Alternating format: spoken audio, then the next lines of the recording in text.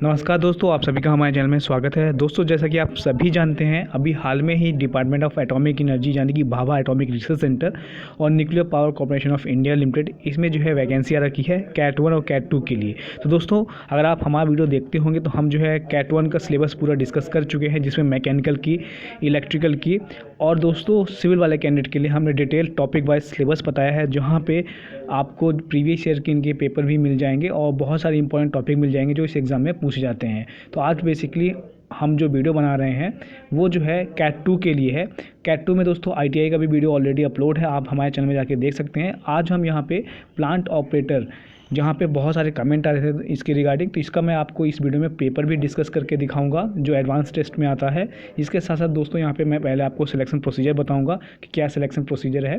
तो इसका जो सिलेक्शन प्रोसीजर से पहले थोड़ा सा आप एलिजिबिलिटी क्राइटेरिया देख लीजिए। यहाँ पे दोस्तों 12th के PCM यानी कि साइंस वाले कैंडिडेट जो है फॉर्म को फिलअप कर सकते हैं। अगर आपने BTech कर रखा है और 12th आप साइंस से किए हुए हैं तो भी जो आप यहाँ पे एलिजिबल है।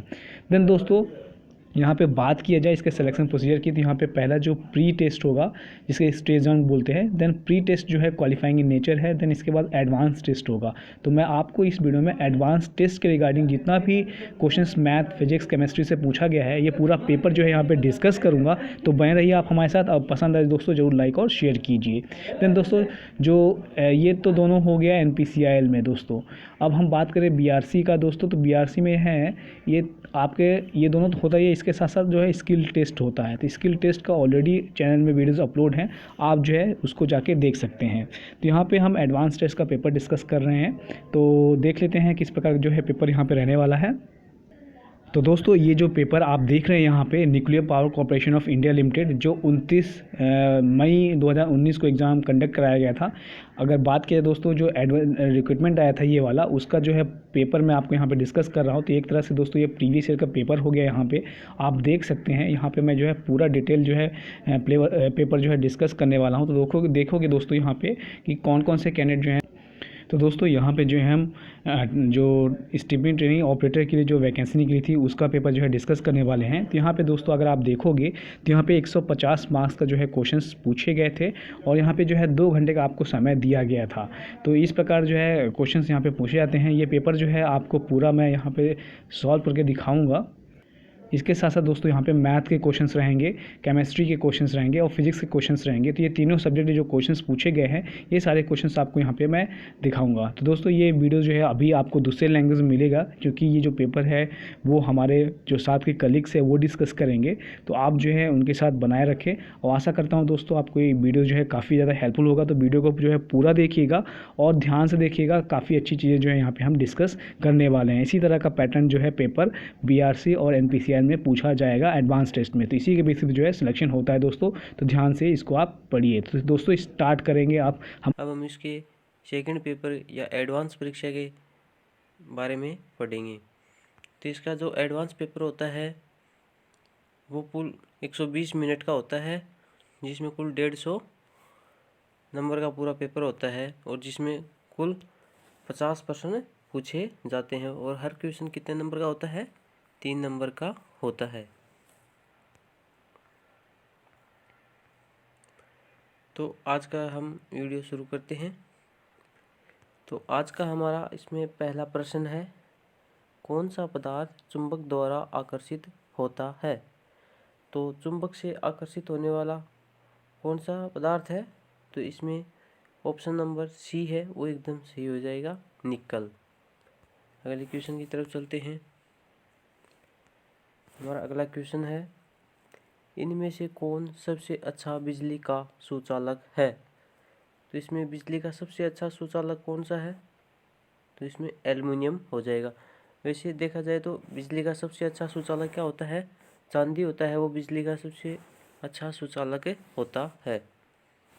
अगले क्वेश्चन की तरफ चलते हैं। हमारा अगला क्वेश्चन है, सूर्य किरणों में कौन से रंग की किरण न्यूनतम बिखरती है? तो सूर्य किरणों में कौन से रंग की किरण सबसे कम बिखरती है? इसका उत्तर हो जाएगा लाल। लाल रंग की किरणें सबसे कम बिखरती हैं, बल्कि नीले कलर की किरणें सबसे ज़्यादा बिखरती हैं। हमारा अगला क्वेश्चन है, वायुमंडलीय दबाव मापने के उपकरण का नाम है। तो वायुमंडलीय दाब किस में नापा जाता है? बैरोमीटर की सहायता से। अगला क्वेश्चन है हमारा, बल और वेग के गुणन को कहा जाता है।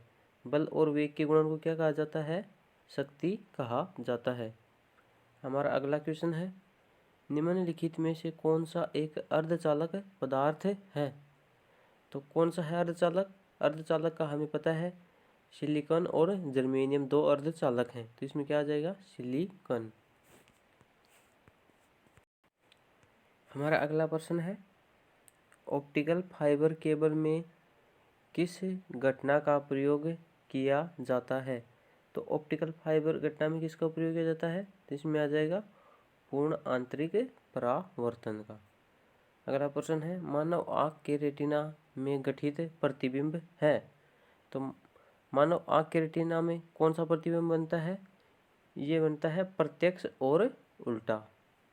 हमारा अगला प्रश्न है 9 नंबर प्रश्न, बल प्रति यूनिट चार्ज के रूप में जाना जाता है। तो किसके रूप में जाना जाता है? विद्युत क्षेत्र के रूप में जाना जाता है। हमारा अगला प्रश्न है, जब एक दर्पण को थीटा कोण से घुमाया जाता है तो प्रतिबिंबित किरण कोण से घूम जाती है। तो कितने डिग्री कोण से घूम जाती है? इसमें आ जाएगा 2 थीटा डिग्री कोण से घूम जाती है। हमारा अगला प्रश्न है, किसी वस्तु पर थोड़े समय के लिए कार्य करने वाले बल को कहा जाता है। क्या कहा जाता है? इसमें आ जाएगा आवेग। हमारा अगला प्रश्न है, यदि प्रत्येक 10 माइक्रोफैरड के 2 कैपेसिटर को समांतर में जोड़ा जाता है तो समतुल्य कैपेसिटी कितने माइक्रोफैरड होगी?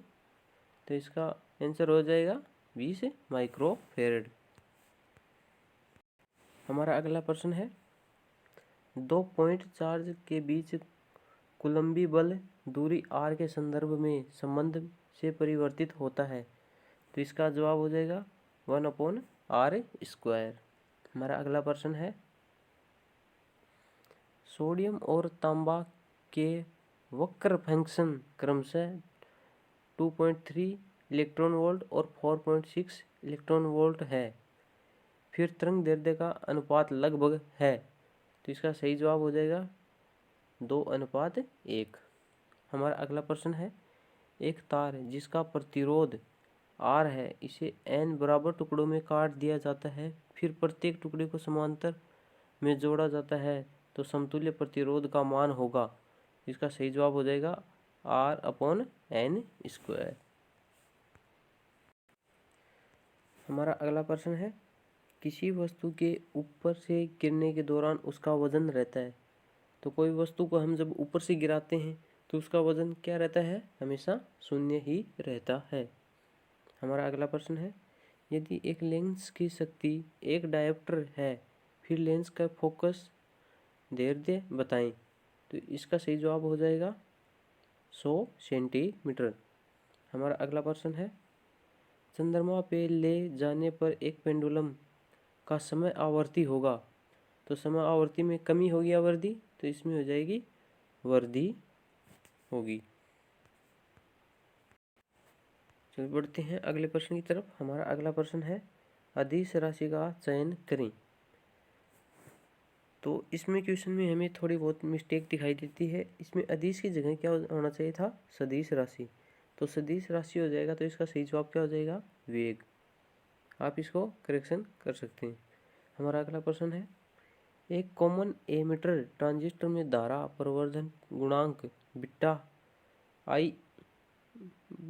बीटा के बराबर होता है, जहां IB, IC और IK सामान्य अर्थ हैं। तो इसका सही जवाब हो जाएगा IC/IB।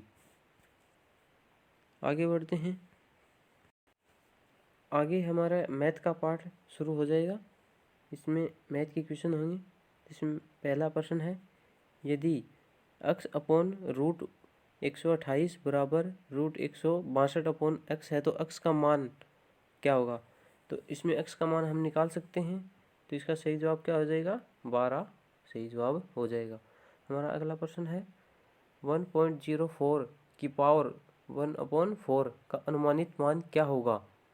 तो इसका सही आंसर हो जाएगा 1.01। हमारा अगला प्रश्न है 23 नंबर प्रश्न। कोस की पावर -1 इंटू में 0.5 का मान पाएं। तो इसका सही जवाब क्या हो जाएगा? 60 डिग्री। हमारा अगला प्रश्न है 1/3x² का अवकलन क्या है? तो इसका सही जवाब क्या हो जाएगा? -2/3x3, ये इसका सही जवाब हो जाएगा। हमारा अगला प्रश्न है 25 नंबर प्रश्न। यदि x बराबर 9 y बराबर 5 रैखिक समीकरण का समाधान है तो निम्नलिखित में से सटीक समीकरण है। तो इसका सही जवाब क्या हो जाएगा? 5x - 9y = 0, इसका सही जवाब हो जाएगा। आगे बढ़ते हैं। हमारा अगला क्वेश्चन है यदि a बराबर 3πr² - 4πr है, जब r बराबर 4 होता है तब r के संदर्भ में a को परिवर्तित दर होगा। तो इसका सही जवाब हो जाएगा 20 पाई। हमारा अगला प्रश्न है 27 नंबर प्रश्न। निम्नलिखित में से कौन सा द्विघात समीकरण नहीं है? तो इसका सही जवाब हो जाएगा x³ - 2x - 1 = 0। हमारा अगला प्रश्न 28 नंबर प्रश्न, जहाँ 0.000512 का घनमूल क्या है? तो इसमें घनमूल पूछा है, इसमें हम घनमूल निकालेंगे तो इसका सही जवाब हो जाएगा 0.08। हमारा अगला प्रश्न है 29 नंबर प्रश्न। अधिकतम संख्या ज्ञात कीजिए, इसमें सबसे बड़ी संख्या कौन सी है? तो 4605 सबसे बड़ी संख्या है। हमारा अगला प्रश्न है फंक्शन f(x) बराबर log x प्लस में x² + 1 की वर्गमूल एक फंक्शन है। तो इसका सही जवाब हो जाएगा विषम, ओड। हमारा अगला प्रश्न है 31 नंबर प्रश्न। वर्गमूल 32 प्लस में वर्गमूल 48 अपॉन में वर्गमूल 8 प्लस वर्गमूल 12 का मान है। तो इसका सही जवाब क्या हो जाएगा? 2 हो जाएगा, सही जवाब हो जाएगा डी नंबर। हमारा अगला प्रश्न है 249 का स्क्वायर माइनस 248 का स्क्वायर का मान है। तो इसका सही जवाब हो जाएगा 497। हमारा अगला प्रश्न है 33 नंबर प्रश्न। दो समानांतर वेक्टरों का क्रॉस उत्पाद है। तो इसका सही जवाब क्या हो जाएगा? 0, इसका सही जवाब हो जाएगा। हमारा अगला प्रश्न है 34 नंबर प्रश्न। साइन पाई माइनस x का मान क्या होगा? तो इसका मान हो जाएगा साइन x। आगे बढ़ते हैं। हमारा अगला क्वेश्चन है 35 नंबर क्वेश्चन। निम्न में से कौन सा 0.000127 का सही रूप है? तो इसको सही रूप में लिखना है। तो इसका सही जवाब क्या हो जाएगा? 1.275 इंटू में 10⁻⁻5, इसका सही जवाब हो जाएगा। अगला क्वेश्चन है माइनस कोष्टक माइनस के 3 इंटू में पावर 3, तो इसका मान कितना होगा, यही पूछा गया है। तो इसका मान क्या हो जाएगा? 27, इसका सही जवाब हो जाएगा। अगला प्रश्न है यदि B ये एक मैट्रिक्स दी हुई है, इस सिंगुलर मैट्रिक्स है, इसमें K का मान पूछा है। तो K का मान क्या हो जाएगा? K का मान हो जाएगा 8। हम इसको निकाल लेंगे, मतलब इसको इससे मल्टीप्लाई कर लेंगे। तो इसमें K बराबर क्या हो जाएगा? 4 × 2 बराबर 8। हम अगले प्रश्न की तरफ चलते हैं। हमारा अगला प्रश्न है 38 नंबर प्रश्न। यदि 10x बराबर √3 है तो x का मान है। तो 10x, तो x कितने डिग्री में आता है जहाँ पर मान √3 आए? इसका सही जवाब क्या हो जाएगा? 60 डिग्री, इसका सही जवाब हो जाएगा। हमारा अगला प्रश्न है एक बैग में 10 काले और 20 सफ़ेद रंग के गेंद हैं। एक समय पर एक ही गेंद बिना सोचे निकाली जाती है, फिर सफ़ेद गेंद निकालने की कितनी संभावना है? तो यह प्रायिकता का क्वेश्चन है। तो इसका सही जवाब क्या हो जाएगा? 2/3 इसका सही जवाब हो जाएगा। हमारा अगला क्वेश्चन है 40 नंबर क्वेश्चन। कोस 52 degree plus cos 68 degree plus में कोस 172 डिग्री का मान क्या होगा? तो इसका सही जवाब हो जाएगा 0। इसका सही जवाब हो जाएगा। अगले क्वेश्चन की तरफ चलते हैं। अगला क्वेश्चन में पार्ट हमारा है रसायन विज्ञान। तो इसमें अगला क्वेश्चन है 41 नंबर प्रश्न। इसको पढ़ते हैं। सामान्य तौर पर अधिकांश परमाणुओं के नाभिक में होता है जहां इलेक्ट्रॉन प्रोटॉन न्यूट्रॉन को दर्शाता है। इसका सही जवाब क्या हो जाएगा?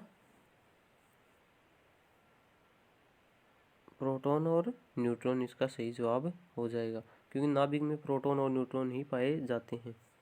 हमारा अगला क्वेश्चन है 42 नंबर प्रश्न। पृथ्वी के वायुमंडल में सबसे ज़्यादा मात्रा में दुर्लभ गैस मिलती है। कौन सी दुर्लभ गैस मिलती है? तो इसमें आर्गन सही जवाब हो जाएगा।